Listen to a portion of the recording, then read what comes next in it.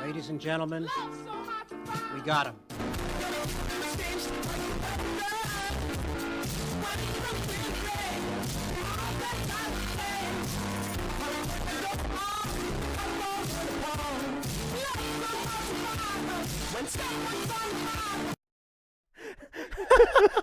Oh, man. I'm so happy you made that. I had to fit Candace Owens in there at the very last minute when I saw her on Twitter. I was just like, wow, I beat her to it. That's crazy. Cheers, brother. Cheers, brother. Thanks for having me. Wow, everybody. Well, when you said you were going to come on the show, you just sent me that unprompted. You said this should be the intro, and I think it was worth it. I don't know. I just think in memes. Yeah, it's just Good. It's just taking that's so good. Taking a kind of a funny spin on a very serious subject. Yeah. Oh man. I think out of all people you'd appreciate it. Oh, totally. Most. I showed Gina and she was laughing hard too. So it's a win. Everybody, let us know what you think of the meme genius in the comments. We have Daniel on the show today. This is actually your third episode individually, and maybe fourth overall, or fourth or fifth. I think I did a couple live streams with you. You did a couple meme reviews. I think it was just the one meme review, and then we did the live stream about the cigars. Okay. It was the first time like 2 years ago, and then the cigars, and then I think it was the live stream when Sounds of Freedom came out. Oh and yeah, there was the meme one where me and Thursday went at it. Yeah, that's right. So anyone who's watched the podcast for a while, all 10 of you, going back to the very beginning, you probably remember Daniel. There's 2 episodes where it was Protestant has questions about Catholicism, or Protestant back again with more questions, or whatever. But now there's some news. So February 3rd, I got confirmed of 2024. So here I am. Wow. Hi. Welcome home, right? Thank you. How many times have you heard that? Is it like annoying at this point? Like, oh, welcome home. You're probably the only person that's told me. I mean, I've gotten a lot of I'm that guy, dude. Well, no, okay. So the night that I got confirmed, a lot of handshakes, welcome. I had one guy walk up to me in the parking lot, and he was visiting out of town, and then his son-in-law. I think it was his first time going to a Catholic church, and he was saying it was just really cool for him to be able to see that. And I had obviously Stephen and Brooks and John and Richard and a few other people that came up and welcomed me in. So it was all good. How did this happen, Daniel? I don't know. Well, first and foremost, all thanks to you. No, this is all my fault. That's what everyone everything says. Is your fault. Everything gets blamed on me always. Yeah. Just kind of going back, if you guys remember the first episode I did, I was raised non-denom, charismatic, stereotypical 5,000 seat, big auditorium church. And I'll do a little bit of note comparison because my experience might not necessarily be the same as others, but I think there's kind of a trend, with other converts. But, like the church that I was raised in, the tradition that I was in, I think it laid a pretty good foundation, but the problem was for a long time, even like before going into college, like I kind of felt like my faith was kind of stagnant. Like it gets you up to a certain point and you just kind of like, well, I guess I reached peak Christianity, even though I'm still a sinner. Right. But yeah, so just kind of going through a very long dry season, a lot of life changes, getting married and graduating college and moving from Phoenix to Colorado and just a lot of things in between. Yeah, you guys had a lot of change all at once right around COVID too, right? Well, yeah, and that was kind of partly what kind of, because I was kind of in that desert spiritually for a long time. And then I'll just say the global cervasis virus, as I like to call it, just to keep the YouTube people happy. That's kind of what propelled a lot of things that kind of pointed me in this direction. A lot of the churches, when COVID first happened, the masking, the social distancing, shutting everything down, we didn't know. I'm not going to hold that against a lot of people. But it was kind of the crazy that came after, proceeding after it, the initial shock. What are you talking about, Daniel? I don't know. No, it was nothing out of the ordinary at all. Well, okay, it was weird for obvious reasons. But at the same time, I had just moved here. and we were kind of doing the stereotypical church hopping. And then, which there's a lot of churches here. There's a lot. Isn't there like 70 in our small town? Is there 70? I think there's 70 different Protestant churches. I know there's like maybe 1 or 2 Baptist churches. There's maybe a couple Presbyterians. Yeah, we have a couple Presbyterians. I know they're peppered. There's all at over least the 2 place. or 3 Lutherans. Yeah. There are 2 Anglican churches, which is so funny for Montrose being a town of 20,000. 2 Anglican, and not like Episcopalian, but like the ACNA, like the conservative breakoff. Yeah, we have 2 of them. Right. It's weird. That's a whole lot of retired people. Yeah, that's the other interesting thing about like the 31 different flavors of Jesus we have in this world. But no, so kind of going through so it was having a kid. Because my oldest was like literally 2 months old. Little baby at the time. He was like 2 months old when we moved out here. So going from Phoenix to small town, so you got a major culture shock. Throwing COVID on top of it, everything was there's a kid up there. Kids up there, yeah. So she's crazy today, dude. Dude, welcome to parenthood. But no, it was like going through COVID, moving out here, going through the culture shock, throwing COVID on top of it and the shutdowns and all that. We just kind of did the stereotypical, let's just stream church from our homes. And just listening to some of the guys back home and just some of the things that they were saying, I was kind of like taken aback, but then also like really angry because they were saying things that I was a little confused by. It's like, well, why? I thought the Bible said this, but you're saying that, and I don't just know. With like COVID stuff or like other social things, just other social things that were going. Were they going woke a little bit? Pretty much. Well, I wouldn't. Partially, yeah, woke, but then at the end of the day, like if you have to try to say and look and do the things that make you on the right side of history, you're probably it's probably questionable. Like the way I like to put it is that if CNN and the church are saying the same thing, something's off. It's a bad idea. It's a bad idea. Yeah. So, and it wasn't about like the bringing the love of Jesus into the world and spreading the gospel. It was about just like, oh, this is like the thing that we're all about now, and we got to solve this issue, and it which was crazy because then like all the people that went to these big mega churches that I knew and listened to these pastors that I've known and respected for a lot of my life, now there was creating even more a divide where now there's like a knee-jerk reaction to go to like a Mark Driscoll super hyper conservative church, right? Which kind of now, as you and I know as Catholics, it's not really necessarily the best thing, especially with like the social teaching. But at the end of the day, like anyway, so it was out of all that kind of stuff that was like kind of put me in a point where, what the heck am I now? I was raised in one tradition, and then I kind of divorced them, went into Hillsong with my wife, and then moved to Colorado, and now we're just kind of small town living. I'm getting adjusted, and then the whole world just went crazy. And so I think, during all that time, I met you. Yeah, so I would have just been converting myself at that point. Yeah, so you were just converting. Because what year did we meet? We moved here 2019. 2019. And you probably met me shortly after that, beginning of 2020. 2020. Probably like right when I was getting married. I think you and Gina were still in the Anglican church, right? You weren't. Yeah. So we came into the Catholic Church 2021. Yeah. So you probably met me, because I'm trying to remember, you met for business reasons. You reached out to me to make a video for you guys. Right. So that must have been 2020. Like right when we got married, I guess. Yeah. Or not like, you and I getting married, but you and Gina. Surprise. We're old Catholics, not Roman Catholics. No, I'm just kidding. There's a break off called the Old Catholic Church, and they do some of that stuff now. Really? Yeah. I heard about the Palmarian. Oh, the Palmarian? They're super weird. They believe in like aliens and crap.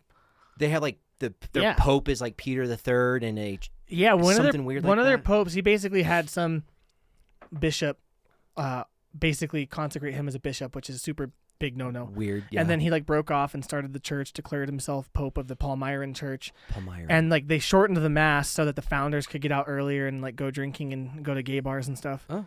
But then they like introduced like New Testament stuff about UFOs, and it's interesting. Yeah, It's a cult. Yeah. Okay. Yay! The world is such a weird place, man. Yeah, man. Yeah. But yeah, so no, you and I just met, and then you and Gina were just getting married. You were just converting. And then, I'm sorry that you had to deal with probably my rage cage stage of Catholicism. well, but I think you said it the best. My experience coming into the church, and I think when I did that first video with you, you were becoming Catholic. You know, we were kind of going through that transition. And then I was at a place in life, just with everything going on, that I was like, okay, I'm going to sit down with this guy and figure out what the hell do you guys believe. And then what's funny was that kind of after that, that's kind of what started me to kind of look into things. But I don't know if this is your experience or Stephen's experience or anyone else's, but I feel like as converts, you go in kicking and screaming. Yeah. You seriously do. Yeah, yeah. Because Like, you don't. It's not like you go, I want to be Catholic. It's like you kind of want to know that it's wrong. Well, that's what you've been taught. Well, it's the hyper, like, I don't want to do anything wrong. I can't be wrong. I have to back everything up with research and just the way the culture is, and just being know-it-alls anyway. But yeah, so for me, it was like, this didn't happen overnight. I mean, it was like a 2-year process since you and I met and you had converted, or when I first did that first episode with you. Yeah, which would have been about 2021, I think. Yeah. So I mean, so you go in 22. So you go in kicking and screaming, and then you're just asking a bunch of questions. And I'm talking to the pastor at the church that I was going to at the time, just like, hey, so early church fathers, this is what they said. And he wasn't able to give me any kind of like deep theological answer. It was, well, the way the guy runs the church will probably be different than the next guy that runs the church. And so it's like, okay, but that still doesn't answer like true presence. And then it's up to him, right? Right. Yeah. And then, so we don't have to go crazy into the theology, but, I mean, there was a few things that really kind of helped clarify a lot of stuff for me. And just, it was the moment that, like, you had those typical reservations against Catholicism, but then it's always that one domino. Like, even with Cameron Baruzzi, it was the papacy. Yeah. So once that domino fell, it then kind of trickled into everything else. And then the whole, What was your domino? It was exorcisms. Oddly enough. Oh, I remember this. No, I remember this because I remember kind of seeing, because I remember you did the first podcast with me, and at least from my experience, it was like Daniel just was going to come on and talk with me. I didn't have any idea that, like, because it was just a conversation. Yeah. And like you brought your questions and I like answered them as best as I could. And I was just trying to be a good friend and give you good content. Right. And it was good content. Got like a lot of views for me at the time. And then by the second episode, you had done like more of your homework. I remember that we did another episode, and I was like, Daniel has some good questions, but I didn't know like if you were thinking about it outside of just like those 2 episodes or not. Yeah. Until I think we went to coffee one day, and you're like, so I've been listening to an exorcism podcast, and I was like, what? You shocked me actually, because I was like, we didn't really talk about it a ton outside of that, at least not at that time, I don't think. No, and it was so like I think I don't remember when I started the Bible in the Year podcast with Father Mike Schmitz. I think it was after this, wasn't it? I think it was after. So I'm like day 180, and I've been doing this podcast for like 2 years now. It's just like, You're on the slow road. I'm on the slow okay. burn. Eventually, I promise, Father Mike Schmitz, if you're watching, I'm going to get it done. But yeah, no. So I was just kind of, because like between Mary and the intercession of the saints and just normal stuff that you're not really familiar with and seems like, idolatry. So it was the Michael Knowles episode where he had Father Dan Rehill, who's the exorcist. Oh, yeah. He's the exorcist in, I remember that. Oh, well, in Nashville. In Nashville, yeah. And he was an investment banker, so he's kind of a Wall Streeter guy. Yeah, wasn't he like an atheist before? I think it was. I don't know. He was atheist. Well, so Father Carlos. Oh, he was atheist. Martins. He was the atheist, but the other guy was just like a Wall Street guy. Yeah, Wall Street probably dude. living super immoral. Yeah, just had those things. He converted. Long story short. So then I watched that, and I was just kind of because I think you and Stephen had mentioned something about the stories with exorcisms before, and it was like super like, okay, like the movies. So this is like weird. Well, it's not. Well, people have a natural inclination to be interested in the spiritual realm, but at the same time, you and I, even if you're a Protestant, like at least if you're truly a Christian, you have to believe in the devil and the presence of evil, right? And so, like, it was just one of those things that, like, we knew of, but we never talked about. And, I mean, you hear stories about people getting demons cast out of them. So, anyway, I stumbled upon that Michael Knowles interview with Father Dan Rehill. He goes into his stories and stuff. Then the YouTube algorithm does its thing, which led me to Cameron Baruzzi, Capturing Christianity, his conversation with Father Vincent Lampert. Oh, that was a good episode. Which then turned into Father Carlos So Cameron's same podcast, but with Father Carlos Martins. It was through that podcast that I learned about the Exorcist files. And the way that Father Carlos has it set up is that it's telling stories of real exorcisms, but each episode has like a form of catechism. So not only are you kind of getting a little bit of the theology, but you're also kind of getting an understanding of what the spiritual realm is. And basically he outlines it pretty good. You do not do X, Y, and Z. Yeah. It's really good. So long story short, I'm listening to this podcast I'm just eating it up, going episode through episode through episode, and just like constantly checking it like a bad Facebook addict, like trying to check for updates, new episodes and stuff. And there was one particular episode where he went into kind of like his little process of performing an exorcism. It was so if he's performing an exorcism on somebody, he's basically asking 3 questions. What is your name? For what purpose did God create you? And who's your enemy in heaven? Now, that episode alone really kind of started making the wheels turn. And it was from there, the Marian dogmas, the intercession of the saints, it was those dogmas put through the lens of an exorcism that it really started to not only become real to me, but it started to make a lot of sense. But yeah, so there's so much. Well, I feel like that gives it a good paradigm shift though, right? Because like from the outside, as a Protestant, at least this was my experience. At first, the idea, and this is what the constant criticism is the saints being involved at all feels like a roadblock between you and Jesus to a Protestant. Like it feels like something in the way of you having like direct access to the throne room, right?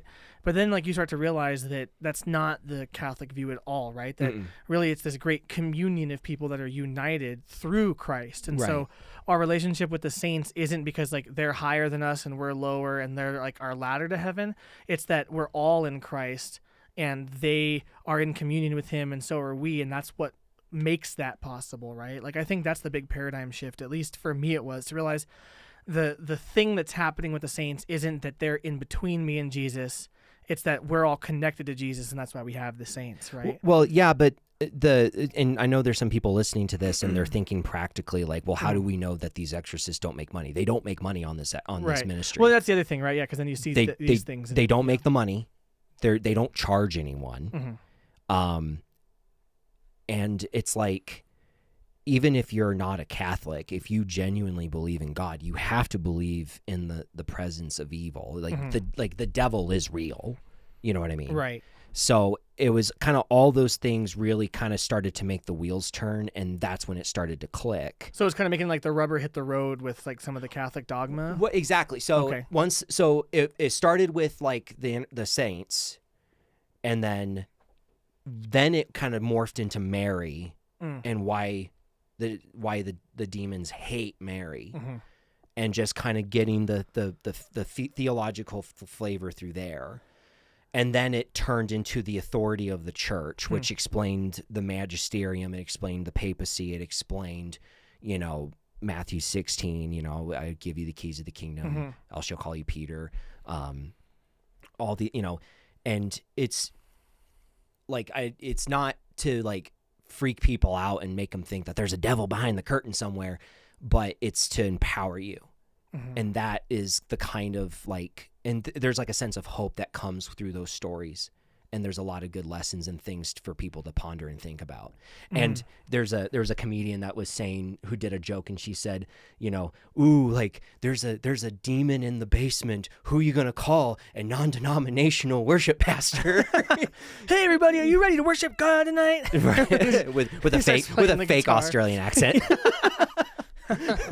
Yeah, so no grace is enough for me. Yeah, so that's and the devil's like, ow, right. Turn it down.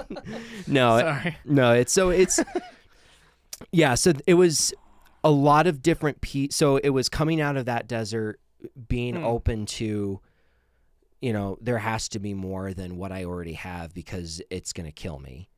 And then that's what basically softened the ground to have a conversation with you. And then, of course, I'm just doing what every Protestant does and just tries to fight it kicking and screaming.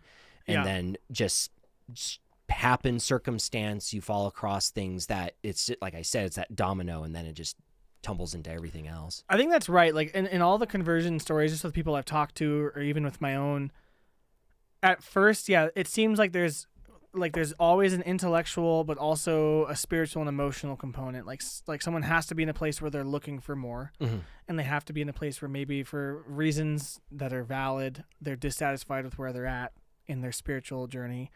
And then there has to be some sort of encounter with not just information, though. It seems like it's always more than that. Like even with what you've said so far, I mean, like you and I had some discussions, so maybe that provided some relational context for that discovery. But then you started looking on your own, and it wasn't maybe those first intellectual things of like, oh, here's these councils and here's this history, but this is where the rubber hit the road. Do you think that's just because like what do you think it is that was like the key to kind of opening the door wide open versus like maybe like for me it was church history and like learning about the canon of scripture? Well, I mean, you can have two people, Trent Horn and James White, go back and forth each way to Sunday over purgatory and the saints and the magisterium and everything, and everyone's going to kind of sit in their own camp. For the reason why I think the rubber hit the road with the exorcism stuff was because it, like, again, the enemy is alive and well, and he's going to kill, steal, and destroy. Yeah, it's certainly not these accounts of demons confronting an exorcist and going, "Oh, hey, buddy, you're on my team." I've never like had, a cup start floating and hit the wall. I've never been possessed. I've never seen a possession. I've never interacted, at least to my best knowledge, any kind of demonic things. But it's the fact that it's, this stuff is real. And especially if you look in the culture, just watching the freaking... feels pretty real now. It feels, it's like the greatest lie that the devil ever told was that he doesn't exist, and now he's just kind of flamboyant in everyone's face. Dude, this is for sure. Because, like, okay, so I remember when I was a kid, I was a Christian and pretty committed one, like middle school, high school era of my life. And I was afraid that like the big enemy was going to be like the new atheism, and just not that anything would get blatantly demonic or pagan, but that there would just be like no spiritual context. And so like I was afraid that was where we were going. And for about 10 years, it seemed that that's where things were going. And then immediately that vacuum was filled by complete madness, right? Like, I don't think that's too crazy to say, right? Like, I just think like the Sam Smith performance where he's literally dressed as the devil on stage, right? Or like, there's so many things like that, like the Dodger Stadium full of the drag queens mocking nuns and stuff. Like, it's so blatantly obvious that it's spiritual now. The song that's really popular on TikTok and the reels and stuff is "Mary on a Cross" by Ghost. I didn't know that. I was even talking about this with our friend Brooks. Like, it sucks. Shout out to Brooks running the buttons. Shout out to Brooks running the buttons. It's like, if you listen to the song just flat out, it's pretty catchy. Yeah. And obviously, if you look at a band like Ghost, they kind of have an out for it. They kind of do a upside down kind of sacrilegious take on the Catholic Church, and the song itself is like super blasphemous, and it just sucks because it's such a catchy song, and you're just like, no, I don't want that in my life. Yeah, there's so many songs like that though. I know though, like I think we were talking about Robert Johnson. Yeah, I was down at the crossroads. Yeah, and you're like, oh, this is a catchy blues song. And it's like selling his soul to the devil to be a famous musician. Well, what's funny is that if you actually look at the lyrics of the song, there's nothing reference about the devil for the most part. It's just the lore behind it. And I was actually at a tech school for audio engineering after high school when I first heard about Robert Johnson and the whole lore and story. And I was like, I love the Delta blues. So, and then it's like, oh, that's how rock and all these other forms of music came about. All that devil music came to us. And then what was it? It does make you wonder though. Well, exactly my point. It's like none of them get famous just because they're so amazing. Like, they're usually pretty good. But. Yeah, but so I don't know if this comes from the fact that I just work in the finance industry, but when St. Paul says that the love of money is the root of all kinds of evil, you start reading the news differently, where it's not just a headline, it's you start reading in between the lines. And it's really easy to fall into being a little bit conspiracy theory, but then when you factor in that spiritual element and the demonic forces and the things that you kind of see happening within the culture, I mean, just kind of what we're seeing with the ideologies that are kind of forced on kids, especially nowadays. And just kind of the big, I was in Philadelphia, and I was at a conference, and they had this economist guy that just so happened to be kind of one of the big wigs in the World Economic Forum. And he's exactly. You will eat the bugs. Well, my coworker, Nathan, he sent me the screenshot of his profile with the WEF, and he was just kind of having an oh crap moment, and I'm like, yeah, son, welcome to the lion's den. So, and it's so easy. Again, I don't want people to think that there's, the devil behind the curtain or whatever, or have any reason to be scared, but it's you really have to look at life through that lens, that there is this battle going on. And it just puts into perspective life and what we do. And, I even look at the church now and just some of the things, not just the Catholic Church, but just the church in general across the whole spectrum, just kind of seeing the things that are being said and the congregations that are splitting. And there's 31,000 different denominations of Christianity. I mean, everyone wants to be united, but united in their way. Right. You know what I mean? Right. Yeah, I think that's what's interesting to me about Protestantism now that I'm looking at it from the outside, right? Because in it, I would have said that I was united to all these other different churches on the basis of Jesus or some generic list of things that we can't even agree upon what's in that generic list of things, right? Right. And then from the outside now I can see that just that model of unity just doesn't work, right? But it's the same one that I think in a spiritual sense, Protestantism is trying to remain unified through basic shared basic shared values. We share basic values on morality and on doctrine, therefore we're united, even if we're not congregationally abortion. One. Yeah, we might be opposed to abortion. We believe some important things about Jesus and the Trinity and the Scriptures. Even if we disagree on some of these things, we're still united, spiritually speaking. That's in a spiritual way. That's the same method of unity that our country has in terms of we have some basic values of life, liberty, pursuit of happiness. But even the interpretation of that's all messed exactly. up. So that's what I've been starting to see, at least, is that's a spiritual version of the same problem America has, and that's why America is dividing so much, because it's taking the same method of unity, which is just abstract shared virtues, but with no real method for communion, I guess you could say, and applying it to a political sphere, right? Which makes the papacy so interesting because, I mean, you can say and believe whatever you want about Francis and, how much of a controversial pope he is or not. It's like you still have to have some kind of this is how this is going to work and this is why. Right. And if we have to do dogmatic statements and we can't hit the banhammer, we can. Yeah. So it just becomes, what was the last banhammer the Catholic Church had? Was it the Assumption of Mary? So yeah, in terms of dogmatic definitions, I think it was the Assumption. Assumption of Mary. Or was it the Immaculate Conception? I think it was the Assumption was second. It was the 1950s or 60s. Yeah. That was one I had to kind of get. Out of all the Marian dogmas, the Assumption was the one that got me the most. Oh, really? Yeah, it was the hardest to. It was the hardest to wrap my mind around because so if Mary's the new Ark of the Covenant and she's literally holding the presence of God, thus she has to be immaculately conceived. Yeah, that one's easy to logic out. Yeah, and then she's the mother of God because if Jesus is God, he's then God then man, right? we're not fighting. We're not Gnostics. Is it Gnosticism? Gnostic? It could be Gnosticism. I'm trying to remember if it was Nestorianism was technically the heresy that the Council of Ephesus was talking about. Right. So then, but then when he got to the assumption of it, I was like, what assumed? Right. What does that mean? And then it was raptured, dude. Mary. There was a rapture. It was just the Virgin Mary, and all of us got left behind. Well, but even purely from a Protestant standpoint, Enoch was assumed. Elijah yeah. was assumed. So from a biblical standpoint, you have to admit that it is plausible. So that was like the one thing that kind of tripped me And up. it would make sense for Mary to be assumed. Yeah. For what? Yes. Bro, if I was the Lord, I would get my mom out of here. Wouldn't you? Like, True. Like, this place is a crap hole, and I have all authority on heaven and earth. Go to heaven. Like, yeah. And then it becomes a question of like, did she die and then get assumed, or did she like? Yeah, and there's freedom on that issue. Yeah, there's That's why it says at the end of her earthly life, because it leaves it open. Right. Yeah, the Eastern Rite would tend to assume that she died. The Western Rite would tend to lean towards she did not die.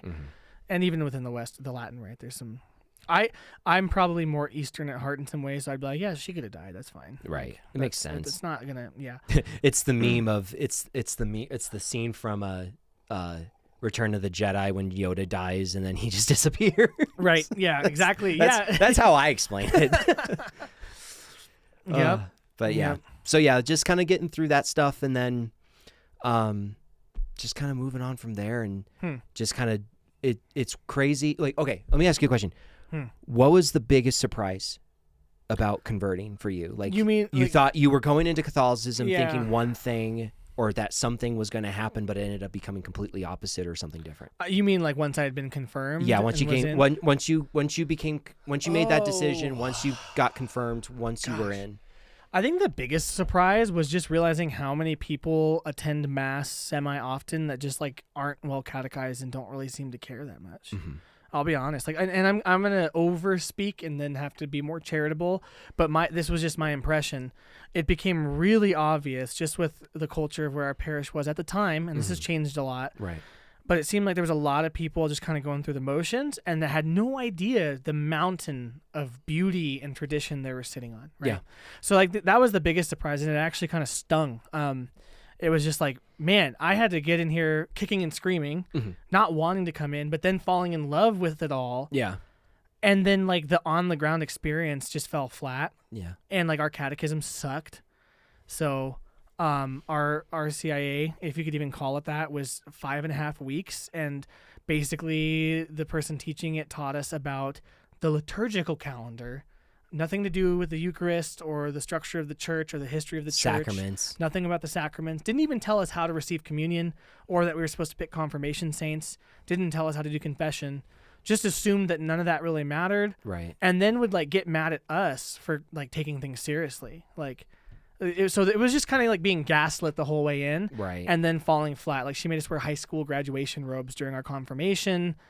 It was a bad experience. Like it was awful. Yeah. And then, so I mean, honestly, it was distasteful for me. And if I wasn't completely convinced that it was true, I would have been like, I'm not becoming Catholic. Right. So I'm kind of glad it happened to Gina and I, and not like anyone else, you know, that's come into the church since then. Because now at our parish, we have a great religious education director that's doing RCIA.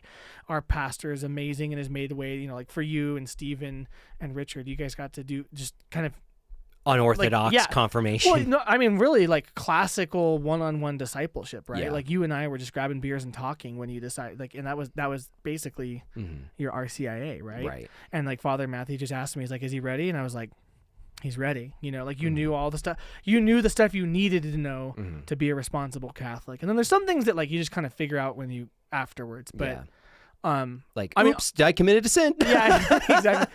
But like for me, it was horrible on the way in. Like, honestly, I kind of feel like I snuck in the back door, and it feels, I guess, providential in some ways that it happened to me, because I'm like, theology degree, had read my way into the church. Right. Probably Like, could have taught the RCIA class. And I'm not trying to be boastful in saying that, but but it's the Greek proverb: "A society grows great when old men plant trees whose shade they know they'll never sit in." So even though you kind of bore that cross, and just looking at the fruits of it now. So kudos to you. Yeah. And I guess anyone who watches this that's from our parish, I'm not trying to like talk trash about everyone in our parish. I'm just sharing my experience that like our initial encounter was like, this sucks. Right. Like, it seems like no one cares. It seems like mass is just kind of like a plaything that we do and then like clap about how good we did. And it wasn't taking the sacrament seriously. And more than all of that, that impression was formed by the fact that the person who was supposed to be forming us on our way into the church, like, just didn't care. Like, really, like, that was the impression that we got, is that person just didn't care. Right. So that was my shock, I guess. That's maybe not where you were looking for, but no, it helps because for me, like, so, kind of raised charismatic. You're not like crazy, like super Pentecostal, like Assemblies of God or a Hillsong is. But you're aware and try to be sensitive to the gifts of the Spirit and just the movement of the Spirit in general. So coming out of kind of the charismatic movement going into the Catholic Church, I was kind of freaking out and thinking like, okay, well, shove all that down the basement and let it collect dust. And then now I got to learn all these millions of prayers and, okay, when do I stand? When do I sit? When do we say X, Y, and Z? But what was interesting, it was like, oh, no, like all those things that I learned and formed in the past, they complement my faith in such a way that I've never felt before. And, it's okay to go into, like, let's just say a rosary and just basically immersing yourself in the Spirit and just asking for certain things and getting vocation and getting discernment on stuff. I'm so glad your shock is positive. Right. That makes me really happy. It wasn't even shock. I was just like, oh, I don't have to really change all that much. It's just that's true. I can relate to that. It's just don't eat fish on Fridays during Lent and hope that you survive days of obligation of fasting and remember when, those random little days of obligations are, and if you're traveling, figuring out how do you get to Mass and see if you can get a dispensation. I can relate to that too, actually. That's something Gina and I talk about. In so many ways, Protestantism can feel very different, but it doesn't feel like it's a different religion. It's not like we were Hindu and now we're Catholic.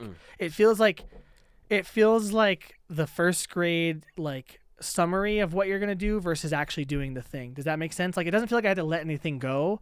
It all blossomed into a much deeper, more lived version of what it was. It's like playing a free version of a video game from Steam. Yeah, it's like and then actually buying the darn thing. That's what it is. Like, no, but so like my I mean, just the fruits of it at the end of the day, and that's kind of what and that's another kind of indicator, or what kind of helped me project myself into the tradition was just looking at the fruits of my life and looking at the fruits of myself. I mean, my prayer life is up. My Bible reading is up. I'm, the biggest thing I tell people is I needed more Jesus in my life. And this is where Jesus took me to get more of him. I needed more Jesus and I wanted more Jesus, and I will do anything it takes to get more Jesus, and just getting the fruits of all that. It's whatever's going to make me a better husband, what's going to make me a better father, what's going to make me a better follower of Christ. Like that's, it's just looking at the fruits of it. And that's kind of what it's like, trial and error, or not trial and error. It's just like dipping your toes in the kiddie pool. Like you do that first Hail Mary and it's like, am I going to get damned? I didn't get smited. Right. Yeah. No, I think that's exactly how it felt to us in a lot of ways. Like, I think one of the big things is, so when we talk about the Catholic faith passing on, like, the tradition of faith of the apostles, that's not merely just we're saying the same things that the apostles said, like the data is the same. It's more than that. The tradition that's passed on to us, capital T, is the very life of Christ. I mean, the apostles, they learned everything he taught, and they saw everything he did. And he taught them not just the data, but also how to live. So they're not just passing on mere factoids about him. And it's not that Catholicism is just the bigger assemblage of the right factoids. Like, we have the right data and you guys have the wrong data. They've passed on the very life of Christ in totality through the church that he left behind.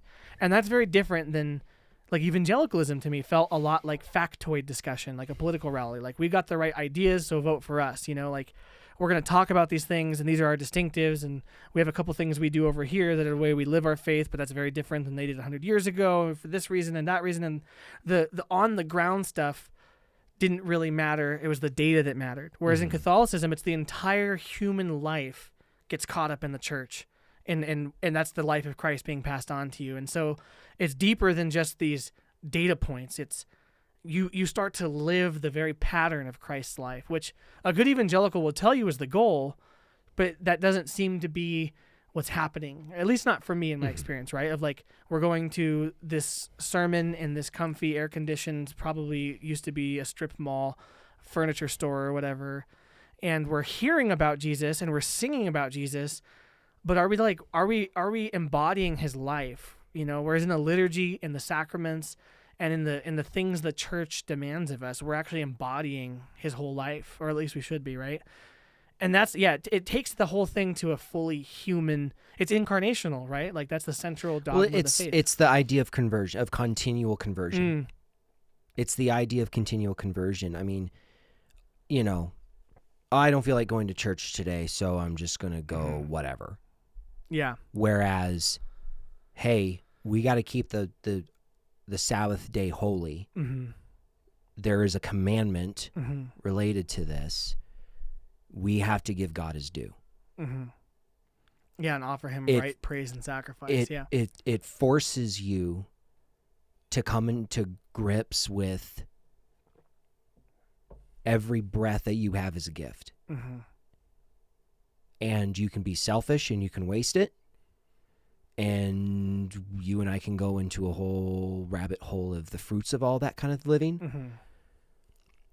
Or we can actually take a moment and say, you know what?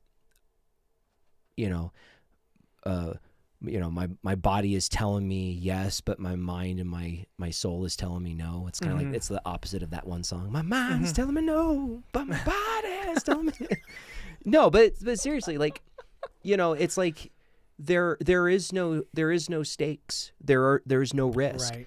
I mean, one of the things that I learned in kind of my upbringing in the charismatic movement was faith is spelled RISK.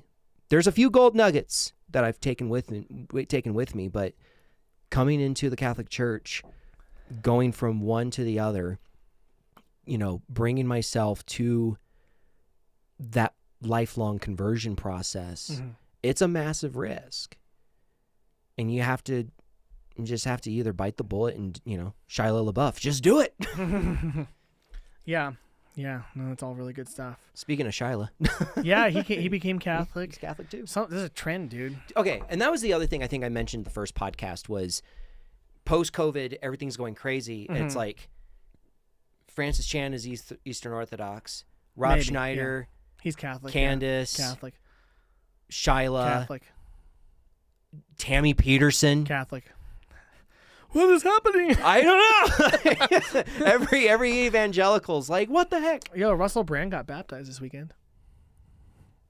Not as a Catholic, but oh yeah, that's weird? right.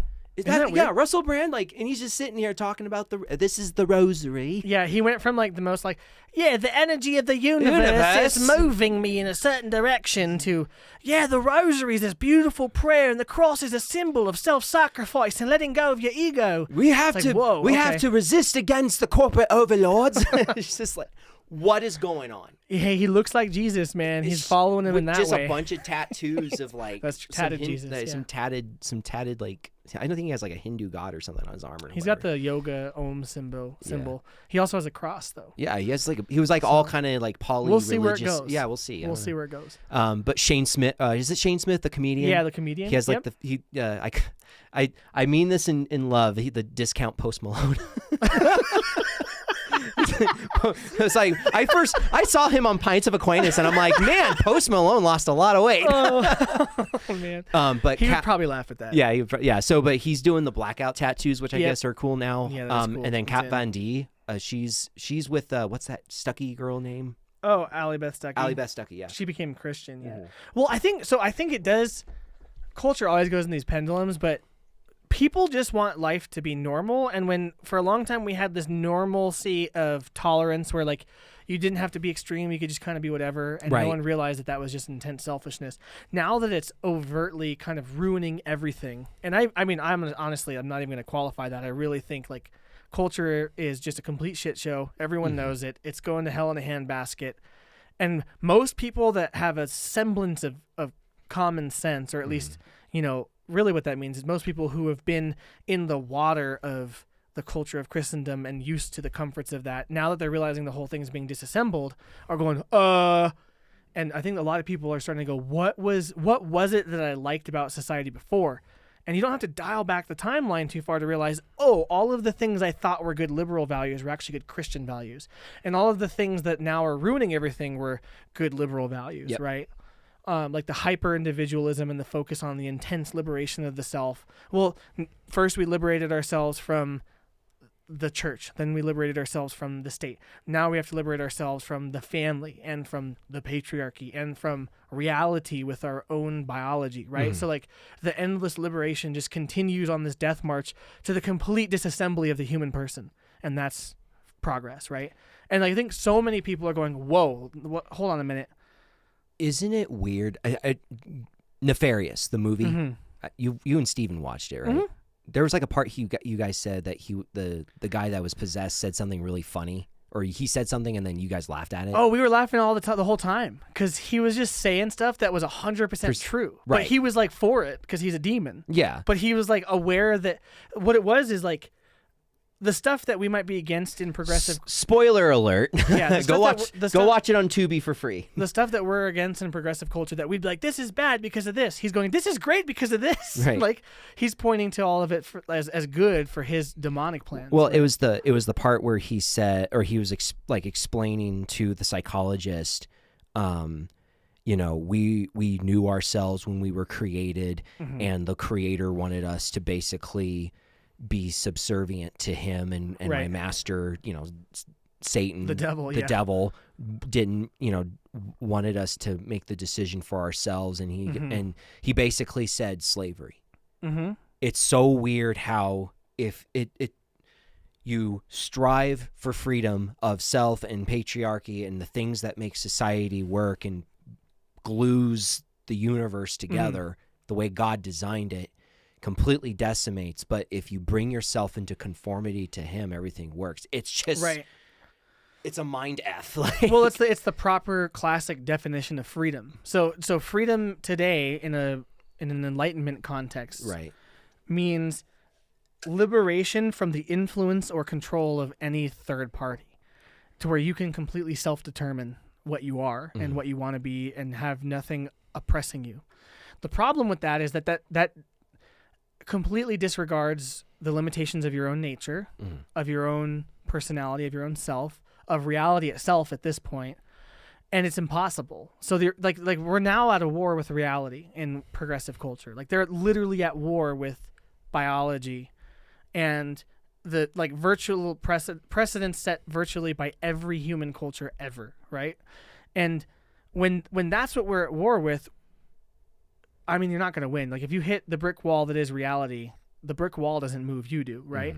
And I think that's what's kind of happening. But that's also just the wrong definition of freedom, and it's not the classic philosophical definition of freedom. That definition is freedom is the situation, or I guess you could say human freedom is virtue. It's becoming a fully alive human being, and it's exercising the fullness of your nature in a way that's proper to it. So it would mean using your mind well, having your body be well taken care of, and living out your particular talents and virtues and gifts for the sake of your community well. Like that would be the classic definition of freedom. Right. And it just so happens that freedom in that sense is tied to responsibility. Excuse me. Every gift you have, every talent you have, every virtue you've attained is for the sake of other people. And the problem is when you don't have responsibility or the other as the destination of, you know, your own development and virtue, you're just entirely turned in on yourself, which instead of being liberating actually becomes isolating. And that's what we're seeing right now. It's like everyone's like liberated from, they're emancipated from their own gender or the patriarchy or society or whatever it is, but they're just like depression, loneliness, suicide, drug use is up. Like it's crazy, right? Oh, yeah. It's just complete insanity. It's insane. Yeah. So that's my culture rant, I guess. I don't know. But it's but it was looking at the culture, seeing what, for lack of a better term, church culture was. Yeah, and it wasn't like during as that dissimilar as you would have liked, huh? No, but but even as like I'm listening to what these guys are saying and doing, and I'm like, this is this. I don't understand how this lines up with Scripture. And that's kind of what really started making me question everything. And then once you actually take a moment and look 20,000 feet from the ground and kind of look at the whole picture, then it kind of starts to make sense. And again, it just comes back to the what are those virtues and those things that you want to accomplish. You know, you mentioned the suicide. I mean, 70% of all suicides are male. Yeah, true. There is an attack. I mean, even my wife will tell you there is a massive attack on men. And so what is it that we need as men, whether spiritually or even everything else, like physically and mentally and all that stuff? What are those necessary pieces to bring you into what true manhood is? Being sacrificial to your family, you know, paying your dues, doing whatever it takes. It's like being sick and tired of being sick and tired, and deciding to actually do something about it to make your life better and make the life of your wife and your sons better. And so that's kind of, for me, that's what Catholicism has actually been. It's you know, I had that desire, but I just didn't know where to go with it or how to like what could propel you towards that goal. Well, you have the ideals and you have the desire. I didn't feel like I had the tools to get there. I just felt like I was falling into the same pit. But then now with being a Catholic and looking at the saints, looking at Mary, looking at, you know, the rosary as a spiritual weapon, looking at the sacraments in general, it has been it has opened the door for me to break through a glass ceiling and to strive for those things that I want in myself. And since becoming Catholic, like, I thought I knew all my problems and then I just need to work harder to do this. But then you just start, you know, just taking all away those layers in that onion, and you really start to see the issues deep inside, and you get to be made aware of the things that you never knew was there to begin with. And then it starts to make sense, and then it all dominoes. So my life's better. It's, you know, I feel like I have tools now and, you know, just Father Matthew's been absolutely wonderful. Yeah, he's a good priest. He like called me the other day. Oh yeah? Out of the blue. And he knew that I kind of had a weird little interest with the Desert Fathers, like St. Anthony the Great and Poman and all these guys. And he goes to Pueblo for some meeting with the bishop and all the other priests in a diocese. And he goes, "Hey, I saw this book on this table that was for free. It's, you know, Sayings of the Desert Fathers. I have it for you." I'm like, "This is super nice." Yeah, he's a great priest. Man. You can never leave Father Matthew. We will riot if the bishop takes you from us. I'm just kidding. We would obey the bishop. I know. But, yeah. How many more years does Bishop Berg have until he has to submit that letter? Oh, he's 73. And he has I think 2 years. So 75. So at 75, they write the letter, and then the Pope can accept it immediately or choose to ignore it, basically. That's the current practice. Who knows what's going to happen in the next 2 years? Yeah, we'll see. Yeah. Fun times. What would you say? So we've talked a little bit about your conversion and all sorts of other stuff. And the main crux of like where the rubber hit the road for you is exorcisms and stuff. But I know for a lot of Protestants, there's all these other little things like the Marian dogmas, the saints, the Mass, the Eucharist, church authority. Were other doctrines difficult, or after it kind of hit the road with exorcisms, did it all just fall into place, or what else did you have to wrestle through? I mean, yeah, just the normal stuff, like the true presence of God in the elements in the Eucharist, the Catholic social teaching, how it's you know, kind of like what Bishop Barron said. There's so much, dude. Well, it's a lot. It's a lot, but it transcends kind of the rugged political spectrum that we have. That's true.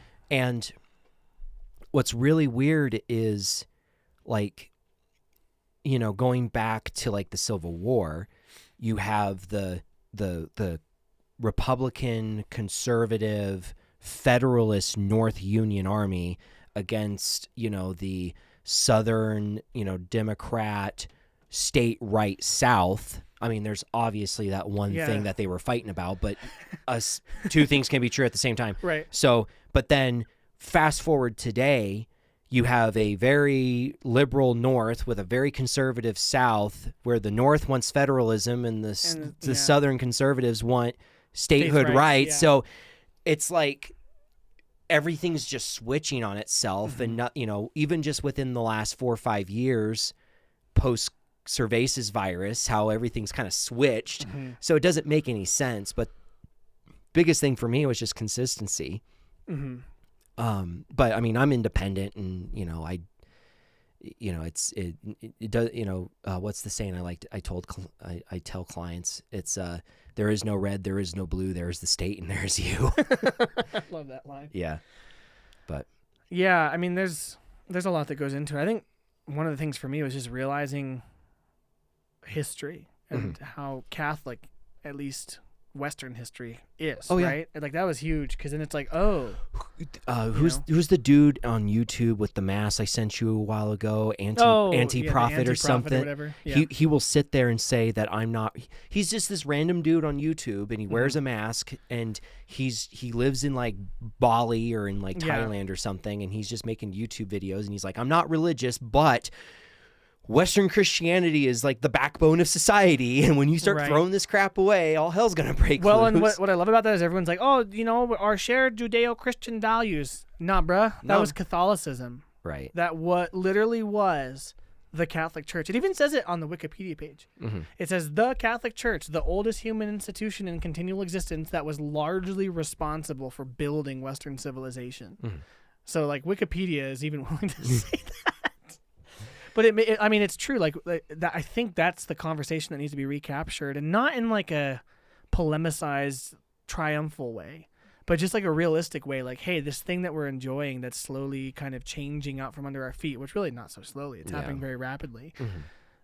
The root of that is the Catholic Church, the thing that we enjoyed, the thing that we're losing, right? And even with like Richard Dawkins coming out and saying, well, I'm not a Christian, but I prefer the Christian society to, the other one. Right. Kind of nodding his head at the... Yeah. Well, the biggest thing I'd ask is just look at whatever doctrine you have a problem with the Catholic Church, look at the fruits. Look at the fruits of, take your pick. Sola Scriptura. You got 31,000 different interpretations of the Bible. And then you have to actually draw a consistent line between Jesus, the apostles, almost 400 years, and then the Bible that doesn't show up until the regional councils of Rome, Hippo, and Carthage, which were all Catholic. So, and then somehow that makes Martin Luther a savior because he reformed everything and he got us away. And then King Henry VIII wanted to divorce his wife. Yeah. And then that's how the Anglican Church started. So it's not the Pope that's the head of the church. It's now the king who's the head of the church. They just need to go to horny jail, and he would have been fine. But no. But it's just like, it's consistency. It's the fruits. The Catholic Church. I think any good Catholic in good standing will tell you it has its problems. And they're the people. Yeah, people create problems. People, we're all people. Our parish would be perfect if there was no one in it. Right. Right. Yeah, just you and me. It'd be way worse, dude. Just put a skate park right here. Hey, that's what the Anglicans are doing now. They have like a skate park church, I'm pretty sure, in England. There's a church that's part of the organization of churches I used to be a part of in England that had a bar in the auditorium. Yeah, I've seen that. Yeah. I was like, there's one in Phoenix. There was an old historic Methodist church that got turned into Taco Bar or whatever, Taco Time or something. Not Taco Time. That's the Taco Guild. Taco Guild. Yeah. Yeah, it was like it was the oldest. It was the old. I know what you're talking about. It's on like really good restaurant though. It's Osborne and like Thomas. Maybe it is. No, 7th. No, it's not. It's like 7th Street or 7th or 8th Street and Osborne. Yeah. Little church, or it's a restaurant called Taco Guild, and it's super cool because you like go in and they use pews and you look at the art on the like. They still have the stained glass. They still have the stained glass. They have like they have like a shrine. It's all tequila bottles. Yeah, but it's okay. It was Methodist. So. Right. Well, so come to find out, where the altar was is where the bar is. Right. Yeah. So, it's the oldest church I think in Maricopa County. Oh, really? Yeah. It was like one of the oldest churches. That makes sense. It's a cool building. Yeah. But yeah, and then the other thing too, like that. I'll tell you another thing that surprised me. Like, you learn about all these saints and their lives and the miracles and the things that they were known for and did. And then you get to I think one of the first kind of like miracle-ish thing that I heard about from the Catholic Church was Loretta Chapel in Santa Fe, New Mexico. Oh, with the staircase. Yeah. That was like, wow, that's really cool and kind of like no one knows how it was built. It doesn't make sense. So it's it's a spiral. So there's a whole story. I can tell it if you want, but there was a spiral staircase that was built from the main floor to the choir loft. No architect or scientist can rebuild it. Right. There's no nails. There's no metal. The wood itself, they have no idea what wood it is. Because it's not like from that region. No, it's the closest cousin or the closest relative of wood or tree that this wood came from. They traced it back to like some northern part of Alaska. So some dude just after a 9-day novena prayer to St. Joseph, these nuns, so the guy that was building that church died before he could finish it. And so the nuns that were running the church at the time did a 9-day novena prayer to Joseph to send a carpenter to get the staircase built. Well, then some dude out of the desert on a donkey with basic carpenter tools like, hey, I'm here to build you a staircase. And just give me 3 months, leave me alone, and I'll get it done. 3 months later, he disappears without a trace. The nuns, feeling bad that they didn't pay the guy, go to a local lumber yard, and they're like, we've never seen a dude on a donkey within the last 3 months at all. Like, we have no idea who you're talking about. No one's bought any wood from us. Bruh. Yeah, exactly. It's like there's just so... St. Joseph's like, I am the carpenter. Right? Look at me. I am carpenter now. I am the carpenter I am now. carpenter now. Yeah, but I mean, just, St. Anthony the Great, or St. Anthony of Padua. It's your confirmation saint, right? Yeah, that's my patron. I'll never forget when I was like, why St. Anthony? You're like, he's the patron of lost things. I'm a lost thing. He found me. The island of misfit toys is just a statue of St. Anthony. That feels like our friend group sometimes. Yeah. We're the island of misfit toys. Yeah. The story of St. Anthony is really cool. And that's a whole other thing right there. And I think I've asked you this before, like, you don't pick your patron saint picks you. It feels that way. St. Francis certainly picked me. It's all his fault. Cece? Yeah. Yeah. Yeah, it's all his fault because I was doing a presentation on him. That's when I got in trouble at that one church because I was like, oh, he's Catholic, so I'll be like accurate to the dude's life. And then they're like, well, why do Catholics pray to saints? I'm like, I'm not Catholic, dude. Don't ask me. You know what Lo and episode? behold, here You know we what are. episode I forgot I was in? The one with Father Matthew. Oh yeah, you were in the. He brought the little relic of Miguel Pro. Miguel, yeah. He brought a relic of Miguel Pro, and then I met him again, and I knew he had a relic with him. I was like, this was during your secret meeting. I had a little meeting with Father Matthew because I did not know what I was doing. I was just. Can we tell him that story? Yeah. So Daniel says, I want to meet with Father Matthew, and he texts me and he's like, but I don't want to do it at the church. And I'm like, okay. He's like, can we meet at your house? And it felt like sneaking a Jew into my attic or something because he just like didn't want to be seen anywhere. Well, so like the only which I can respect. It was just cool. Yeah. Cool. So I mean, for me, I was at a point where I had some pretty serious questions, and I was kind of gearing up to join the church, but I had some things I needed to figure out. Yeah. And I didn't know how I was going to react. I didn't know like what was going to happen. I didn't want to make a big deal out of it. And then you were nice enough to sneak me into the attic. Yeah, so you and Father Matthew are just like talking on our dining room table, and Gina and I are out on the porch for like 2 hours. Yes. Sorry. Oh, it's okay. We're out there playing with Gwen, and I'm like drinking a beer, and I'm looking in there, and you guys are eating pizza, and just hanging out. Yeah, it's cool, dude. Yeah, just getting some things out of the way and just figuring out some big questions I had. That's why he's such a good priest. Yeah, he is. And then I think I asked him, like, do you have a medal with you, or do you have like a relic with you? And he was like, oh yeah. And he pulls out, I'll even show you. He pulls out, it's this little third class of St. Anthony of Padua. Hold up to that camera. So right there. So I don't know if you guys can see it or not. Is that focusing, Brooks? Yeah, it's focused. Okay, Nice. cool. Yeah. So he like gives it to me. Also, can you hold up all those medals and just show everyone that you carry like 7 pounds? If I started a YouTube channel, I'm calling myself the heavy metal Catholic. Like I got so much. I got miraculous medal. I got a Saint Benedict. Oh, was that miraculous medal from me? Yeah, you gave me this miraculous, and I gave you like a massive one too. What was I doing?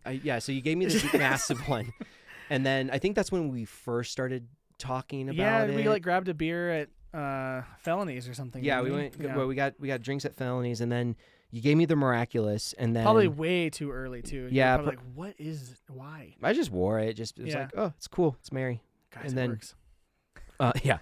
And then I got the Benedict just because of the exorcisms, of course, and Saint Benedict's cross. And then Father Matthew has a first class of Saint George the Dragon Slayer, so that's a third class of Saint George. You've become like the relic guy. I in do. our I friend need group. like okay, but I don't have like a first class. That's my next goal. I have to figure out how to trade Pokemon up. I had to get that first generation Charizard. Yeah, exactly. But yeah, so the first one was the miraculous, and then I got I got a cross too. I got a regular crucifix. I was wearing that for a while, and I've seen that. It was too big and it was just wonky, so I took it off. And then I got this Benedictine cross, and then I asked Father Matthew if he had a relic with him, and he shows me the Saint Anthony, and he says, "You know what? I feel like God wants me to give this to you." And I'm like, "No, dude, this is yours. I can't just take it." And then he's like, "No, I genuinely want you to have it." I'm like, "Are you sure?" Cool. Yeah. So it was, and then I remember like researching into Saint Anthony and like, oh, he's the patron of like lost items or lost articles, and I'm like, I remember thinking that's such a lame thing to be a patron of. That's probably how he feels too, because he's like a doctor of the church, isn't he? Yeah. So Yeah. Pope Pius the 12th, I think it was Pope Pius the 12th said or declared him a doctor of the church because he did a lot of writings, he did a lot of sermons defending the faith and just kind of fighting off heretics. So that's that's why he became the doctor. But I just remember like kind of in this whole journey, like you feel lost and you're just kind of like, where do I go? Do I just stay where I'm at? Do I go Catholic? Whatever. And then I remember just laying there at night and I'm like learning more about Anthony and his whole story. And I kind of sat there and I asked St. Anthony, it's like, help me find my way back to Jesus. And he sat there and he said, finally a good one. Finally, it's not car keys, bro. Right. My mom and her sunglasses. Car keys and lottery tickets. And Bitcoin. Yeah. St. Anthony, what's my Bitcoin password? Right. Yeah, so, That's so funny. Yeah, and then it kind of became full circle because Saint Francis started the Franciscans, and then Saint Anthony was like one of the He's a few. Franciscan, He pretty soon after, right? Like it was I think it was a few years after Saint Francis started his order, and then he was inspired by the Franciscan martyrs in Morocco. And that he went from being a kind of a canon regular in St. Augustine and became a Franciscan friar. But the real story, how he got the kind of the patron of lost things, he, as a Franciscan, kind of a vow of poverty, he had a book, Psalms, personal notes, commentary, things that he would use for sermons. And he was a really good public speaker too. And he was in some monastery, I don't remember exactly where, but one of the novices, one of the kind of the monks in training, decided to just take it and left and like was going to run away from the monastery. And so just stole his book. Just stole his book. Jerk, dude. And there was no printing press, Right. It wasn't like he could just go get a new one. So he just prayed to God and asked, hey, can you please return my book? And not only did he get the book back, but the novice came back too. So, and there's a lot of other miracles, like he was preaching to a whole school of fish, and the joke was even these school of fish are more receptive to the word than you heretics. Sounds about right. Yeah. Yeah, so he's a really cool figure. He's one of the popular saints. He gets his real name was Fernando, and he's originally from Lisbon, Portugal. I think some writings suggest that he was a descendant of Godfrey of Bouillon, like the first commander of the first Crusades. So he comes from like a noble background. Okay. So that's one thing. So then he more than likely would have been a knight, just naturally. But then he decided the priesthood and to be a monk and stuff. What was I going with this? I have no idea. I totally lost it. I don't know. We were talking. Oh yeah. about So he So he becomes a monk. He was a descendant of Godfrey of Bouillon. After he became a Franciscan, he took on the name Anthony after Anthony the Great. Oh, okay. Or Anthony of Egypt, who himself was a desert father, one kind of of the like desert fathers. like yeah. well, he's the father of like modern day monasticism. So that's kind of what got me. And I like wisdom literature anyway. So I'm reading through the sayings of the desert fathers and just some of the cool things that they have to say and things. Just living on poles and stuff, dude. Poles? The desert fathers, like a couple of them lived on like a pole. Oh, really? Yeah. I haven't gotten to Was it those Saint yet. Simeon? I think. I haven't gotten to him yet. I don't know. Yeah, there's like one of those dudes, early kind of like desert dwellers, that just was like, oh, that's a pole that I can just sit on all day, and he just lived up there. Yeah. And he would just like preach at people as they passed by, and Right. like. Yeah, some of these I dudes just wonder about the bathroom with that. That's the only like the pole guy. There's like more than one pole guy that was like living on top of a pole. I just read about Very different than what happened at Mark Driscoll's college. well, I just read some of Basil the Great. Yeah, his stuff. Saint Basil, Basil, whatever. Basil? I don't know. Tomato. Yeah. It's probably Basil, So- but most people say Basil. Yep. Nope. Who knows? So yeah, just chugging along, man. What's been like? So you've talked about some of the fruits, but what's been like the overall impact on your life?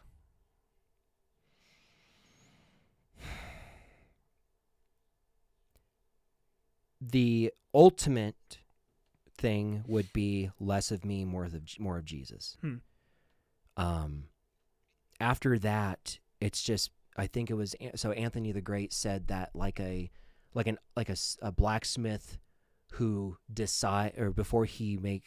when he makes his first swing of the hammer on a piece of metal, he already decides what it's going to be, a scythe, a sword, a dagger, whatever. Like a piece of metal, we have to decide what virtues we want to work on. Chastity, humility, patience, all those things.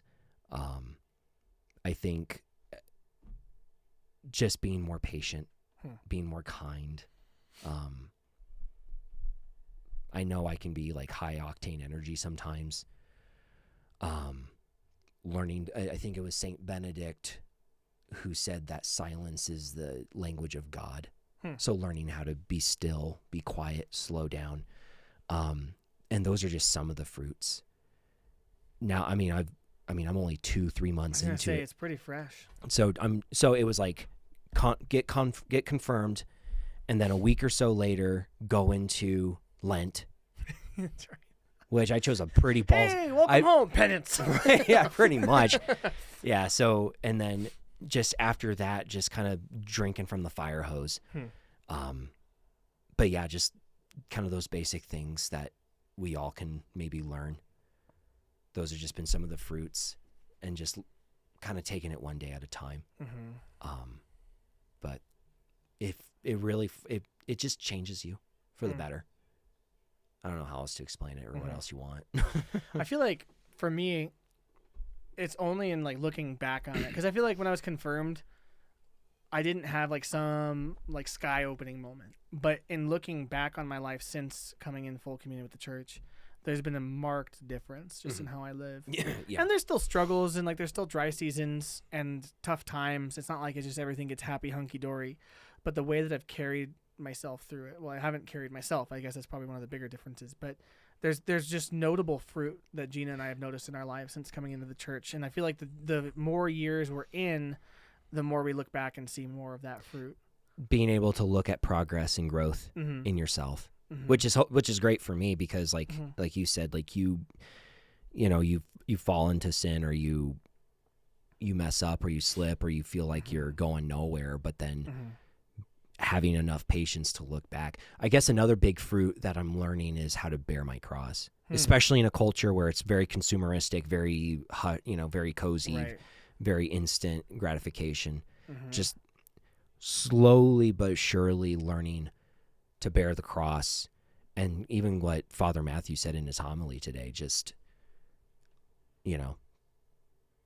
Jesus, take the wheel. Yeah. Basically, yeah. Yeah. Having him at the, Carrie the Underwood. forefront of everything. Yeah. Yeah. I still need to watch. I still need to watch Cabrini. Oh, it's good. I Yeah. liked it. I liked it. I thought it was good. Yeah. It's a good introduction to her for like the masses, I would say. Right. It's pretty approachable. So Another thing I thought it was interesting too was I think when you and I first met, or when COVID was happening, or no, The Chosen really started to take off. Yeah, And, that's right. And there was the round tables he had with his Bible professor, the rabbi, and then the priest. Mm-hmm. And I remember watching those, and I'm thinking like, oh wow, there's a Catholic priest here. Mm-hmm. What is he doing? What's here? he doing here? Like the Bible professor and the rabbi make sense, but who's this guy? Mm-hmm. So I thought that was kind of interesting too. Yeah, and Jonathan Rumy's Catholic, the guy that plays Jesus. Yep, he's Catholic. So in both of like the big Jesus movies, Jesus is Catholic. Jim Caviezel. Yep. Yeah. So I don't know, guys. I don't know. Coinkydink? I think not. Yep. Got him. Jesus was Catholic in the movies and in real life. No, I'm just kidding. Okay, here's a good one. I always like to ask converts their perspective on confession, because I mean, in Protestantism, there's no such thing, right? You're not talking to your pastor. I mean, you might like have a meeting with your pastor if you're struggling with something for like advice, but there's no such thing as confession, really. So, what was that like for you? I mean, not. It was. I mean, it's like a muscle that you have to work out or get used to. So it felt a little weird. But then, like, so you do, like, the main confession, which is just kind of broad brush. Here's all the stuff, doing the examination. Like your first confession? Yeah, like your... Yeah. Here's a whole life worth of sin. Like, examination of conscience. I did what did I do? I did the 10 Commandments, and I did the examination of conscience of married people. Mm-hmm. And so I just kind of, like, went through X, Y, and Z. Did you commit? Blah, blah, blah, blah, blah. And so, which was good. And then the first few, you know, kind of just, again, a little bit weird, but now that I'm like several months into it, I'm coming to love it. Mm-hmm. And just learning more about myself, and having someone there to like say, hey, like, what's going on? You know what I mean? So, I mean, like, there's some, and like, even within Protestantism, like, you still kind of have that level of accountability to some degree, especially if you have really close friends, but to have that sacrament and to be able to say anything and just have no judgment. And I like what Father Mike Schmidt said. It's not when you go into confession, it's not you saying, God, give me another chance. It's God saying, give me another chance. Yo, yeah, that's really good. It's give me another chance at bringing you to a level that you never thought was humanly possible. And that kind of what stuck with me. But yeah, it's something like definitely weird and kind of unorthodox from a Protestant perspective, especially in our culture as it is. But yeah, I'm kind of starting to come to love it and like figure out like what's that normal regiment that you should go in, because even Father Matthew said, like, you get the guys that go in once a year, that's not good, but then you got the guys that think they have to go every single day, which, I mean, come on, like, it might be a little bit much. So what's that happy medium? So it's just kind of go when you need to. Yeah, right. And yeah, I make it like a grocery list thing. I go like every 2 weeks if I can. But usually feels like about that time I'm like feeling like I need to go anyways.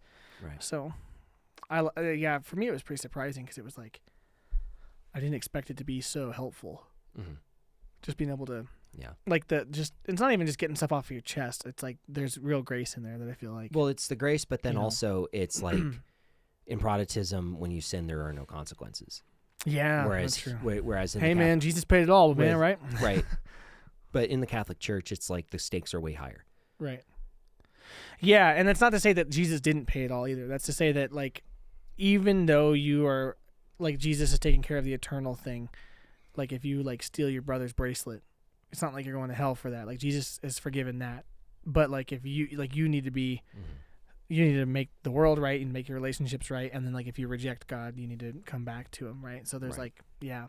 And to have that be something that's on the surface, not on the surface, that's what am I trying to say? That's tangible. Right. Instead of just like, well, I told God sorry, I'm fine. It's like, that's really easy for that to become a slippery slope and like, oh, I'm sorry, and then just like not care. Right. Whereas when you actually have to tell a dude, it's like, oh man, someone knows what I did. Right. and then you still hear you're forgiven, which is, there's something different about the way that hits, I think. Yeah. So Takes a while for you to get used to. yeah, it is weird at first. I'll be honest. It's very weird. How long did it take for you to? Probably 6 months or so. Yeah. Maybe a year. And also every priest is different too. That's the hard part. Like I like how Father Matthew does confession. He feels like a coach. Like he feels like he's like, okay, they got us this time, but we're gonna go back out there in the second half and we're going to really take it to them. Okay, we're gonna try some Hail Marys. Like he feels like a football coach, just like giving you a halftime pep talk. Right. Other priests are not that way, and that's not to say they're better or worse. They're just different. So. Yeah, I think that's going to probably be the hardest part, is going to a different priest for confession, or if Father Matthew for one reason or another moves or leaves, we get a different priest. Gets a better head coach job. Right. Yeah. That, or like if I go back home for Christmas and go to midnight mass somewhere, or stuff like that. See, I try to make a habit of going, like when I'm traveling, going to confession with a priest that's not my own. For that reason, because it's kind of weird. That sounds super weird, but I kind of like seeing how different priests do confession. Because like some of them will just like crack open the catechism and start reading to you, or scripture or whatever. Some of them will like really talk with you for a long time. Some people do like McDonald's confession, where it's in and out in 20 minutes or less or whatever. Like it's very flyby. Right. And it's when there's a line of like 100 people, you want the drive-through confession. You want to be like, I'm just going to tell you what I did. You're going to give me penance, and then we're going to move on, So it was I think it was the Palm Sunday vigil. Oh, yeah. And I'm in line I'm in like literally everyone's trying to get their yearly confession in. Right. And there's this big line, and it's taking forever. And I'm just sitting there like, I'm not going to make it. Hurry up. And I don't know. And I'm thinking Father Matthew's just going to fly out of that confessional right at like 3:30. Some priests do. Yeah. It's like right at the time, and they. Yeah. So I go, I'm like I'm like next up, guy comes out. I go right in. Do my thing, do my confession. I was in and out in like 2 minutes. Yeah, I think probably like I probably had like the fastest confession. Yeah. And the Father, Son, and Holy Spirit. Father, it's been a week since I've sinned, and I've done these. What's my penance? Gone. Seriously, that's what it felt like. Yep. Everyone else in that line was like, "Thank you." Yeah. Yeah, there's nothing worse than when it's getting close to like when Father's going to leave the confessional, and then someone goes in there and takes like 30 minutes, and you're just like, it's like that person really needed it. And so then that happens to me all the time, and I'm like, all right, that person probably really needs it. I'll be okay. Right. I'll be okay. Just don't die during Mass in a state of mortal sin Lord or whatever, if Lord that's where you're at. Lord Yeah. Lord help me. But that was I mean, the lines are never really all that long, really. No, they've gotten longer. Probably actually, thing. more people are going to confession at our parish, which is a good sign. Like it's good, because it means people are like taking their sin seriously and wanting Jesus, right? Yeah. So that's a good sign. Might need to add another confession day in the week. Well, he did already. Thursdays so and when Father Matthew first came to our church, we only had confession on Saturdays. And then he added Thursdays. Okay. Because at Saturdays it's like 2 to 3:30, and then Thursdays it's 6 to 8, so it's actually a longer period of time, which is nice. Right. Yeah, but also if you ask him like before, and that's another. Mass, well, what I mean, he'll schedule an appointment with you. Mm-hmm. I've done that a lot. Bro, he this was the best moment. This is how you know you have a good priest. I gotta just brag on my priest. He during Holy Week, Holy Thursday, right? And I was like, man. There was like I intended to go to confession during like the penance service, or no, maybe our penance service was the week before that. They had the one in Junction I was going to go to. It's only an hour away. I was like, all right, I'm going to go to confession, because the same, like I think the weekend that you were talking about was the weekend I just couldn't make it, and I knew with the lines I wasn't going to make it. And I'm like, man, I want to go before Easter. And so I texted him, because there was like no opportunity. He wasn't going to do the Thursday confession because it was Holy Thursday. Right. They were doing Mass.